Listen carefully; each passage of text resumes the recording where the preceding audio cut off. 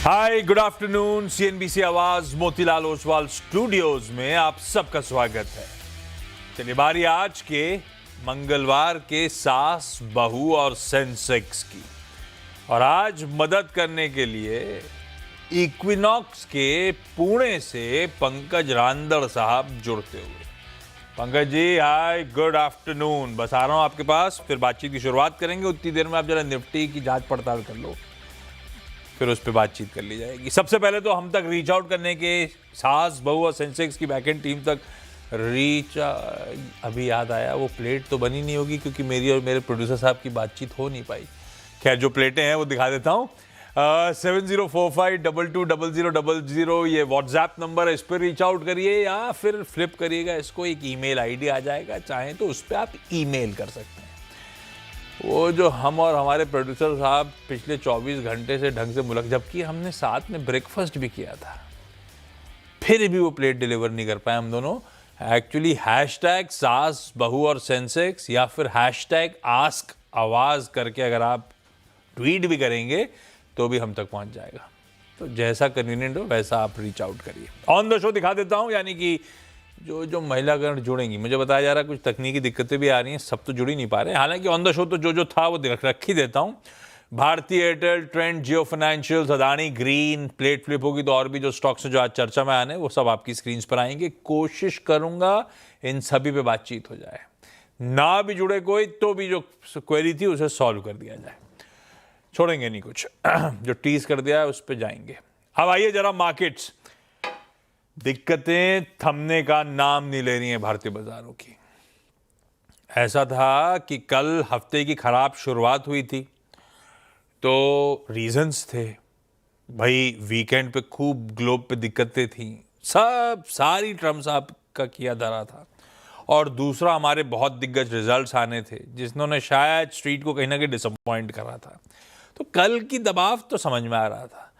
उसके ऊपर ग्लोब का कोई फ्लैश डेवलपमेंट तो था नहीं, सारी किस्से वैसे के वैसे ही थे। पर आज सुबह एशिया दबाव में था तो दिखा रहा था एशिया की मूड सुधरेगा नहीं। पर फिर भी इतना पेन, और कोई बड़ा रिजल्ट था नहीं रिएक्शन वाला, फिर भी पेन तगड़ा है। 2/3% कमजोरी के साथ निफ्टी इस समय कामकाज करता हुआ, और आज सुबह 7 बजे में मेंशन कर रहा था कैसे 2 बार से 25,500 के नीचे स्लिप होते नहीं है, शार्प बाउंस बैक आ जाता है। पिछले मंडे को भी ऐसे ही हुआ था और कल वाले मंडे को भी ऐसे ही हुआ था। नजर लग गई, मतलब उस बाउंस बैक को देखते हुए लग रहा था 25,500 से 25,450 बड़ा प्रिकेरियस लेवल होगा, बुल्स के लिए बड़ा इंपॉर्टेंट सपोर्ट जोन होगा। लीजिए गया स्क्रीन से। हम दिन के लोस पे 420 430 के लेवल्स पे इस समय कामकाज करते हुए अच्छे खासे पेन के साथ, काई की रिकवरी, दिन के लोस पे भारतीय बाजार इस समय कामकाज कर रहे हैं। हर टिक के साथ कह दीजिए दबाव गहराई रहा है भारतीय बाजारों का। और चौतरफा इंडेक्स 2/3% दबाव में, कंट्रीब्यूशन प्लेट आएगी तो ऐसा नहीं है कि कोई एक सेक्टर पॉकेट ज्यादा दबाव में आ गई हो। कल तो 2-3 हैवी वेट्स ने दबाव कर दिया था, तो कोई रिलायंस, आईसीआईसीआई बैंक, उन्होंने दिक्कत कर दी थी। आज तो वैसी तस्वीर ही नहीं है। आज तो अक्रॉस द बोर्ड दिग्गजों ने मूड बिगाड़ रखा है भाई साहब। हर तरफ से स्क्रीन में कोई ना कोई दिक्कत है। एशिया अभी भी कमजोरी के साथ ट्रेड कर रहा है। यूएस के फ्यूचर्स, क्योंकि यूएस के मार्केट्स कल बंद थे, Martin Luther king junior day बना रहे थे। सुबह के फ्यूचर्स थे मेरे ख्याल से 1-8% दबाव में। अब वो दबाव यूएस का गहरा रहा है। अब जब एक्सटेंडेड वीकेंड के बाद यूएस ट्रेड करेगा तो डाउ भाई साहब 600-700 पॉइंट के डीप कट के साथ शुरुआत करेगा। और दिक्कत ज्यादा बड़ी मेरे और आपके लिए एडवांस डिक्लाइन स्क्रीन पर लेकर आई है। इंडेक्स तो 2/3% दबाव में। ब्रेथ देखिए, 1:5 के रेशो की तरफ बढ़ रहे हैं हम लोग। एक बढ़ रहा है तो 5 स्टॉक कमजोर हैं और ये लकीरें थम नहीं रही हैं, दूर होती चली जा रही हैं। इसका मतलब है ब्रेथ डिटोरिएट हो रही है हर टिक के साथ, जैसे जैसे बाजार प्रोग्रेस कर रहा है, सेशन प्रोग्रेस कर रहा है। रांदड़ साहब से मेरे ख्याल से कोइंसिडेंटली कल किसी शो में चर्चा भी हो रही थी। रांदड़ साहब ने कहा था निफ्टी प्रिकेरियस लेवल्स पे, इस पे तो कोई ट्रेड लेने का ही नहीं है, वेट एंड वॉच रखिएगा। भाई साहब लीजिए, बिल्कुल सही था रांदड़ साहब। लेकिन पत्तों जैसे गिरते जा रहे हैं सारे अहम स्तर। क्या लग रहा है निफ्टी, यार निफ्टी के इंपॉर्टेंट कॉन्स्टिट्यूएंट्स को देखते हुए, उनकी चाल को डिसाइड करते हुए निफ्टी पे व्यू क्या बैठ रहा है आप लोग का? कितना पेन और लॉजिकली आ सकता है? Good afternoon Ashish ji, good afternoon to everyone. Ashish ji देखिए, निफ्टी के अंदर जो कल की जो लेवल्स दिया था मैंने, 25,420 के नीचे एक स्टीप फॉल यहाँ पर नजर आ रहा है। अभी आरएसआई अगर देख रहे हैं तो कहीं पे भी पॉजिटिव डाइवर्जेंस जैसा कुछ दिख नहीं रहा है। कंटिन्यूअस लोअर लोज जो के फॉर्मेशन यहाँ पे लोअर टाइम फ्रेम के ऊपर देखने मिल रहे हैं। एक 25,450 की लेवल्स के आसपास जो है वो 2.25 करोड़ के आसपास के पुट राइटर्स है। कहीं वहां मार्केट संभल गया तो ठीक है, नहीं तो मुझे लगता है कि सेल ऑन राइज ही मार्केट होगा यहाँ पे। बिकॉज जियोपॉलिटिकल टेंशन एस्केलेट हो रहे हैं यूएस मार्केट्स के अंदर, जो परफॉर्मेंसेस जो नजर आ रही है वो ठीक नहीं है। मतलब चौतरफा बिकवाली का ही मूड लग रहा है यहाँ पे। अगर कोई भी उछाल मिलता है मार्केट के अंदर तो अब मुझे लगता है 420 के नीचे एक बिकवाली की सलाह रहेगी। पंकज जी से कोई रिस्पाइट वाली कमेंट्री नहीं मिली है हम लोगों को, समझ लीजिए मूड काफ़ी बिगड़ा हुआ है। 420 की कल बात करी थी, 420 के ही लेवल्स पे गए और उससे थोड़ा उन्हीं लेवल्स 420 का ही लो अभी अभी छुआ है। 420 टूटने की गार पे खड़े हैं हम लोग, उसी को चैलेंज करने खड़े हुए हैं। नज़र रखेंगे भाई साहब, पेन है, कमेंट्री में पंकज जी ने हाईलाइट कर भी दिया। एक थ्रेशोल्ड टूटा तो और सिग्निफिकेंट डाउन साइड की कर लीजिए तैयारी। और कोई अच्छी खबर का कोई स्कोप दिख भी नहीं रहा है, आएंगी कहाँ से अच्छी खबर। खैर चलिए, आज बेंगलुरु, रत्नागिरी, रत्नागिरी हो गया महाराष्ट्र, और बेलागावी, बेलगावी तो कर्नाटका हो गया। सब जगह जाना है। बेंगलुरु पहले अर्चना जी के पास चला जाए। अर्चना मैम, कैसा गुड मूड है? आफ्टरनून। गुड आफ्टरनून मैम, कैसा चल रहा है पोर्टफोलियो? पोर्टफोलियो नेगेटिव ही है सर, लेकिन मैंने 1 डेढ़ महीना पहले इसी शो में पार्टिसिपेट की थी। तो हाँ मैंने रिलायंस का क्वेश्चन था सर तब। था मेरा आप लोग बोले थे कि होल्ड कीजिए और हाँ 1600 के पार रिलायंस शेयर जाएगा। हाँ। तो वैसा ही हुआ सर, और मैंने हाँ। प्रॉफिट बुक करके अरे थोड़ा वेट किया। अच्छा, वो बुक कर लिया था आपने, फिर उसके बाद तो सर हाँ रिलायंस सर। ठंडा पड़ गया। Yes sir. चलिए अच्छा हुआ, पर वो ट्रेडिंग के लिए लिया था रिलायंस? ट्रेडिंग के लिए मतलब लॉन्ग टर्म के लिए लेती हूँ सर, एटलीस्ट 6 मंथ और 1 ईयर। लेकिन और आजकल 1611 तक जो भी एक्सपर्ट थे बढ़िया थे भाई, 1611 तक गया था रिलायंस, उसके बाद अब 1400 पे आ गया। सही टाइम पे प्रॉफिट हाँ बुकिंग सर। हो गई। अर्चना मैम, आज के हाँ, लिए सवाल पहला कौन सा? जियो फाइनेंस है सर। हाय, जियो फाइनेंशियल्स कितने क्वांटिटी किस भाव पे है अर्चना मैम? हाँ, मेरे पास 529 शेयर है सर, 309 रुपी शेयर प्राइस है सर। और इसको लेने का लॉजिक लॉन्ग टर्म वाला मामला है या कुछ और कहानी है? लॉन्ग टर्म के लिए ली थी सर, लेकिन ये 1 2 बार पोर्टफोलियो में प्रॉफिट में आके फिर नेगेटिव गया सर। मतलब 365 तक गया था ये, लेकिन मैंने बुक नहीं किया था तब प्रॉफिट। लेकिन उसके बाद से ये नेगेटिव ही चला गया पूरा। हाँ नहीं, अब लॉन्ग टर्म के लिए लिया हो तो ऐसे टाइम करना बड़ा मुश्किल हो जाता है, क्योंकि अब हाँ तो हम सर। वेट कर रहे थे कि बिजनेस पिकअप होगा, अभी वो हुआ नहीं है। हालांकि अभी है तो बहुत ही दायरे में। हाँ ये है कि थोड़ा सा दायरे में भी स्लिप ही हो रहा है ये स्टॉक। पंकज सर, लिया तो लॉन्ग टर्म के लिए है जियो फाइनेंशियल्स, पर 40 रुपए का नुकसान हो रहा है। करूं क्या, रखे रहूं, निकाल दूं, करना क्या चाहिए स्टॉक में?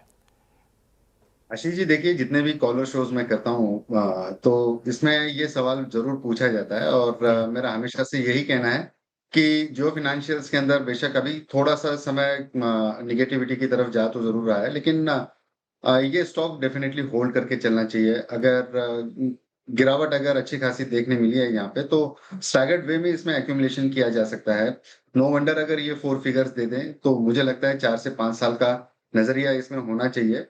बिजनेस ग्रेजुअली पिक होगा तो समय तो देना पड़ेगा यहाँ पे, और टेक्निकली थोड़ा बहुत ब्रेकडाउन जरूर दिख रहा है, लेकिन घबराने वाला कोई माहौल नहीं है, तो होल्ड करने की सलाह रहेगी। और अगर पॉसिबल होता है तो स्टैगर्ड वे में इसमें एक्यूमुलेशन कीजिए। मैम, लॉन्ग टर्म के लिए लिया है तो लॉन्ग टर्म की तरह ट्रीट करिए, लंबी अवधि में शायद बढ़िया कमा के दे। और गिरावट में, डिप्स में एक्यूमुलेट करना चाहें एडिशनल तो किया जा सकता है, पर क्योंकि जियो फाइनेंशियल्स की चर्चा हुई है तो ये सीएनबीसी आवाज़ और जियो फाइनेंशियल्स के प्रमोटर्स एक ही हैं। तो एक तो अर्चना मैम आप और बाकी सब लोग जो सुन रहे हैं, पंकज जी के व्यू के साथ जाना चाहते हैं तो एक बार एक और फाइनेंशियल इंडिपेंडेंट फाइनेंशियल एडवाइजर से कंसल्ट प्लीज कर लीजिएगा। बेलागावी से मधु जी जुड़ती हुई, बेलागावी बोलूंगा, प्रोनाउंसिएशन सही था गलत था मधु मैम? सही है सर। सही है। मधु मैम कितने टाइम से स्टॉक अच्छा, मार्केट में आप हो? हेलो मधु मैम कितने टाइम से आप हेलो स्टॉक सर। मार्केट में हो? मैं अराउंड 7-8 years है सर। और कैसा चल रहा है पोर्टफोलियो, और कैसे स्टॉक चुनते हो मधु मैम? खुद ही डिसाइड करते हो? खुद ही की सेल्फ स्टडी है क्या? सेल्फ स्टडी थोड़ा करती हूँ और CNBC भी फॉलो करती हूँ। थोड़ा करती हूँ मतलब आप क्या देखते हो? रिजल्ट देखते हो, चार्ट देखते हो, क्या देखते हो? रिजल्ट्स देखती हूँ सर। चलो ठीक है, होमवर्क करते हो और एक्सपर्ट्स को भी सुनते हो, उसके बाद डिसाइड करते हो, ऐसा बोल रहा हूँ, है ना? Yes sir. परफेक्ट है। मधु मैम पहला सवाल कौन सा? Sir actually I fought 240 numbers of AFCOM shares at the rate of 931। अभी तो माइनस में चल रहा है, तो I want an advice whether should I hold, if I should hold how long should I hold, I want to know. Afcons सिंधुरा 930 पे लिया हुआ है। यस सर, 931.63 में लिया। रेट सर लंबा चार्ट खोलिएगा यार इसका, लंबा वाला। Sorry sir. एक साल में नहीं आएगा, और लंबा करिए एक्टर साहब। ये एफकॉन सिंधुरा कब गया था? 930 कब गया था? 4 months हो गया सर। अरे नहीं, कोई और स्टॉक है फिर ये। एफकॉन सिंथ्रा 930 कब गया? ये जो दिख रहा है स्क्रीन पे यही स्टॉक है, कोई दूसरा है आपका? No AFCOM। डायरेक्टर साहब गलत दिखाते हो यार, वही मैं कहूँ। AFCON ये क्या है? AFCON ASCOM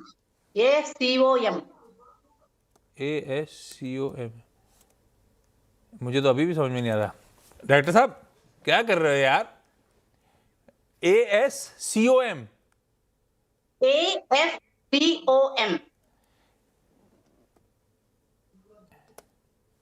रांदड़ साहब कौन सा है? सर मेरी रडार के बाहर है ये। मैम ये तो मुझे भी समझ में नहीं आ रहा है। डायरेक्टर साहब मैम से बात करो। BSE में BSE खोला मैंने, BSE पे भी नहीं समझ में आ रहा मुझे। डायरेक्टर साहब हाँ आ गया। डायरेक्टर साहब ने ढूंढ लिया है। लाओ भाई डायरेक्टर साहब कौन सा स्टॉक है? एफकॉम होल्डिंग्स ये है मैम। Yes sir.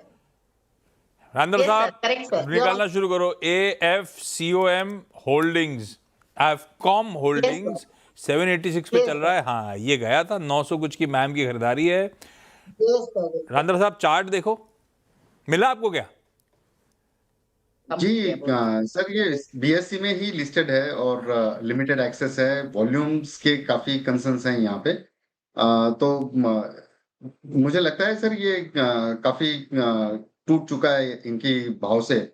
और टू बी वेरी ऑनेस्ट इसके जो बाकी जो एस्केलेटर जो मूविंग एवरेजेस वगैरह हैं देखने में काफी दिक्कत हो रही है। तो लिमिटेड एक्सेस होने के कारण मैं इसके ऊपर ज्यादा व्यू नहीं रख पाऊंगा मैं। लिमिटेड एक्सेस मतलब इसके आप डेटा को आपको डेटा प्रोवाइड नहीं किया जाता क्या? क्या होता है लिमिटेड एक्सेस मतलब? सर BSE का जो एक्सेस है वो आपके पास नहीं है। NSE का डेटा आता है, BSE का नहीं आता, ऐसा है?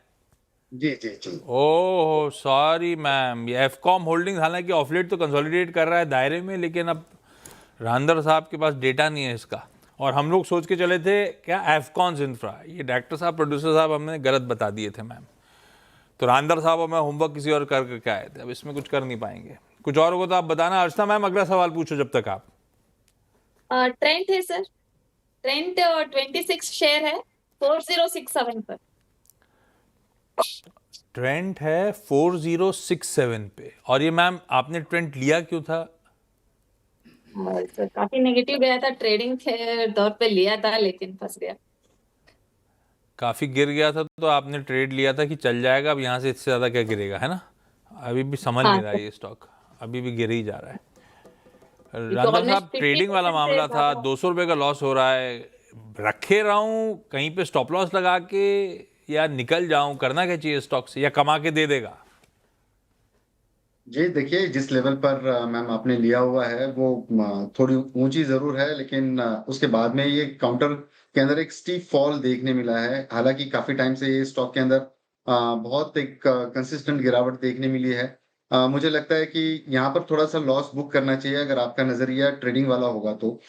मुझे लगता है कि अगर यहाँ से नीचे अगर 3810 की लेवल अगर टूटती है यहाँ पे, तो शायद हो सकता है कि इसके अंदर गिरावट और परसिस्ट हो सकती है। ट्रेडिंग के लिहाज से इसमें एग्जिट करने की सलाह रहेगी, लेकिन अगर आप लॉन्ग टर्म के लिए इसको होल्ड करना चाहें तो बिना कोई एडिशन के इसको होल्ड करके रख सकते हैं। बिना किसी एडिशन के इसको होल्ड करके रख सकते हैं, ट्रेंड रखा जा सकता है मैम। रत्नागिरी से बालिका बचूते जी जुड़ती हुई। बालिका मैम, हाय बालिका मैम, फोन पे बालिका मैम तो नमस्ते साक्षात दिखने वाले थे, कहाँ चले गए? हाँ सर जी, जरा इशू है इधर नेटवर्क का। ओह कोई नहीं। बालिका मैम गुड आफ्टरनून, पहला सवाल पूछो आप। गुड आफ्टरनून सर जी। मेरे पास अदानी ग्रीन एनर्जी के 250 क्वांटिटी है और मैंने 1090 के रेट से परचेज किए, तो क्या करें सर, आपकी राय बताइए, होल्ड करें या सेल? 1090 पे खरीदा हुआ। और बालिका मैम खरीदा क्यों था? मतलब ट्रेडिंग वाला मामला था कि लॉन्ग टर्म के लिए पढ़ के सोच के लिया था? लॉन्ग टर्म मैंने 50 क्वांटिटी परचेज की थी, उनके एवरेज 1090 आया है सर जी। लॉन्ग टर्म के लिए तो सोच के लिया हुआ है रांदर साहब, पर अभी भी 125 रुपए का लॉस हो रहा है, 250 क्वांटिटी जेब में आ गई है, करना क्या है इसमें? नजरिया थोड़ा लंबा रख के चलना चाहिए यहाँ पे। देखिए पिछले हफ्ते से इसके अंदर की गिरावट कहीं रुकने का नाम नहीं ले रही है और कंटिन्यूअस इसके अंदर जो है वो गिरावट देखने मिल रही है। वॉल्यूम्स के कंसर्न्स इस स्टॉक में पिछले कई दिनों से देखने मिल रहे हैं। मुझे लगता है कि पेशेंटली इसको होल्ड करें। ऐसा नहीं है कि भाव नहीं आ सकता है इनका 1000 रुपए 1050 रुपए का, लेकिन होल्ड करना होगा और पेशेंस के साथ में इसको होल्ड करना होगा बिना कोई एडिशंस के। तो मार्केट का ओवरऑल जो सेंटिमेंट है वो भी निगेटिव हो रहा है। हो सकता है यहाँ से 30-40 रुपया और गिरे, बट घबराने वाली कोई बात नहीं है सर। क्या, लेकिन गिरता हुआ स्टॉक अच्छा नहीं लगता ना, हम लोग को टेंशन हो जाती है। कोशिश करिएगा बालिका मैम, आप भी मत घबराइएगा। रांदड़ साहब की माने तो हो सकता है दबाव और बढ़ रहा हो, लेकिन घबराने वाली बात नहीं है। पेशेंस रखिएगा, इवेंचुअली शायद कमा के दे आपका ये स्टॉक। लौटता हूँ आपकी अगली क्वेरी के लिए, पहले अर्चना मैम के पास वापस जा रहा हूँ। अर्चना मैम अगला सवाल। सर भारतीय एयरटेल है सर। ओके, वो भी 24 शेयर्स है सर। 2013 रुपी में बैंक प्राइस है सर। लॉन्ग टर्म के इंसेंटिव लिए आएगी 3 to 4 मंथ ऐसा टाइम लिया था सर, क्योंकि काफी सारे शेयर थे मेरे पास लॉन्ग टर्म के लिए सर। ये अब तक तो डटा खड़ा हुआ था, लेकिन ऑफ लेट ये भी करेक्ट करना शुरू कर गया है। पर ठीक है, रांदड़ साहब कह ही रहे हैं बाजार का मूड बिगड़ा हुआ है, तो अब तो लास्ट मैन स्टैंडिंग भी कूल ऑफ हो रहा है। रांदड़ साहब क्या करा जाए? लिया 3-6 महीने के टाइम होराइजन के लिए है। सर देखिए मेरा ये बहुत क्लियर मानना है कि कोई भी स्टॉक अगर रैंडम वैल्यू के ऊपर खरीदी करते हैं तो पेन्स तो जरूर देखने मिलते हैं, लेकिन अगर कंपनी का परफॉर्मेंस और बाकी सारी फंडामेंटल चीजें भी देखते हैं तो स्टॉक काफी बढ़िया है। इसको होल्ड करने की सलाह रहेगी, बट स्ट्रिक्ट स्टॉप लॉस इसको मेंटेन करिए 1880 रुपए का, और ऊपरी लेवल पर मुझे लगता है कि 2150 रुपए और 2200 रुपए तक के टारगेट्स इसमें देखने मिल सकते हैं। पेशेंटली होल्ड करना पड़ेगा। ये बात सही है, जिस स्टॉक में फंसे हैं वो है फंडामेंटली बहुत स्ट्रांग, तो थोड़ा सा डीप 1880 के स्टॉप लॉस के साथ बने रहिए। हो सकता है ये स्टॉक बाजार का मूड सुधरे तो हमें कमा के दे जाए। पुणे से अनु जी जुड़ती हुई। अनु, कुछ कह रहे हो? सॉरी अर्चना मैम। और एक सवाल था, एक्चुअली मैंने पहले नहीं बोला था, IRCTC के बारे में पूछना था सर। ये शेयर और नेगेटिव जा सकता है। शो में बताया गया था कि 650 से तो नीचे नहीं जाना चाहिए, लेकिन चला गया है, तो मैं इसके ऊपर राय पूछना चाहती हूँ सर। मेरे पास काफी सारे शेयर्स है। अभी क्या मार्केट भी 2500-500 के नीचे नहीं जाएगा ऐसे ही सब मान रहे थे, वो भी चला गया, तो Add-on IRCTC कर बेचारा सकते क्या हैं है? क्या सर? आपके पास है IRCTC? कितने पे लिया हुआ है हमारा? मेरा 800 पे है सर, 800 समथिंग प्राइस में। मतलब बिल्कुल हाईस पे पकड़ लिया था अपन ने साल के। हाँ सर, अभी एवरेज कर सकते हैं या फिर ये डेंजर ही है स्टॉक? भाई रांदड़ साहब, डेंजरस है क्या? जी डेंजरस तो बिल्कुल भी नहीं है, लेकिन देखिए सेंटिमेंट्स पे चलने वाला स्टॉक है। अभी बजट आएगा, बजट में काफी सारी अनाउंसमेंट्स होगी। रेलवेज को लेकर अगर अप टू द मार्क अगर रिएक्शन आता है तो मुझे लगता है कि ये स्टॉक बढ़िया चलना चाहिए। अनडाउटेबली 2 साल पहले जिस तरीके से ये काउंटर ने परफॉर्मेंस दिया पिछले 1.5 साल में, ये दे नहीं पा रहा है, लेकिन होल्ड करके रखिए इसको, संभाले। 2 साल तो हो चुके हैं शायद आपको। तो अच्छा, क्विकली अनु मैम सवाल पूछ दो। सॉरी, थोड़ा डिले के साथ आ रहा हूँ आपके पास। कोई बात नहीं सर, नमस्ते। हाय। सर मेरा ये है कि स्टरलाइट टेक मैंने लिया है 115 के रेट से 650 शेयर्स है, तो काफी लॉस हो गया, तो क्या करें? मैं वेट कर सकती हूँ? एवरेज कब करे या कुछ? पुणे वाले रांदड़ साहब, पुणे वाली अनु मैम को पुणे वाली स्टरलाइट टेक्नोलॉजीज में मदद करिए। 25 रुपए का नुकसान हो रहा है जी, स्टरलाइट टेक्नोलॉजी का जो चार्ट स्ट्रक्चर दिख रहा है, काफी एक रेंज में चल रहा था ये स्टॉक, और मेरे ख्याल से इसमें होल्ड करने की सलाह रहेगी। अगर ये 96 एक बार अगर स्टरलाइट टेक्नोलॉजी क्रॉस करते हैं तो मुझे लगता है कि इसके अंदर एक मोमेंटम पिकअप होना चाहिए, जो कि 110-115 तक की लेवल्स यहाँ पर देखने मिलनी चाहिए यहाँ पर। चलिए, इस नोट पर भाई अर्चना मैम, बालिका ma'am, Madhu ma'am, Anu ma'am, thank you so much. Randad साहब आपका भी धन्यवाद। क्विकली छोटा सा ब्रेक ले रहा हूँ, ब्रेक के उस पर एक क्विक मार्केट अपडेट। ब्रेक के बाद आपका स्वागत है। अगली मुलाकात का टीजर देने आया हूँ 1:30 बजे। पहले तो जो IPO आज से सब्सक्रिप्शन के लिए खुला है, शैडो फैक्स, इस कंपनी के दोनों प्रमोटर्स हमारे साथ होंगे आज, और साथ में LTI माइंडट्री के नंबर्स पे उसका भी टॉप मैनेजमेंट होगा आज नो योर कंपनी में। नमस्कार।